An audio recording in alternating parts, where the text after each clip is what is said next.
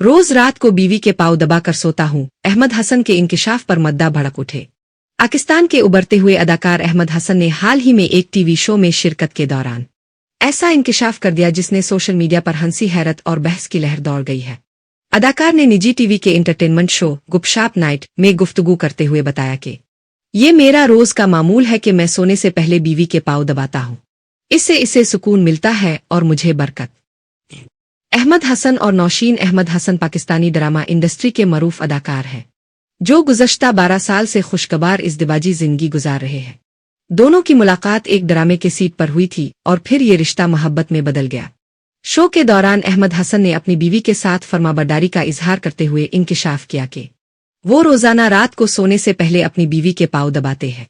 उन्होंने मजीद कहा कि मैं एक फरमाबरदार शौहर हूँ और अपनी बीवी से इस बात की गवाही भी तलब की। नौशीन ने मिजाहिया अंदाज में जवाब दिया कि जाहिर है वो ऐसा करेंगे, आखिर वो मेरे शौहर हैं।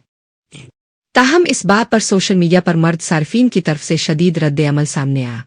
कुछ सारिफीन ने अहमद हसन पर तनकीद करते हुए कहा कि ऐसे ज़ाती मामलात टीवी पर शेयर करने की क्या ज़रूरत थी, जबकि एक और सारिफ ने लिखा कि बीवी की हिमायत करना अच्छी बात है, लेकिन पाँव दबाना हद से ज्यादा है।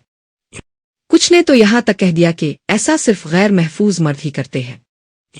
दूसरी तरफ खातीन सारिफीन ने जुड़े के ताल्लुकात को सराहते हुए कहा कि ये मोहब्बत का असल इजहार है। कुछ ने लिखा कि काश सब शौहर ऐसे होते।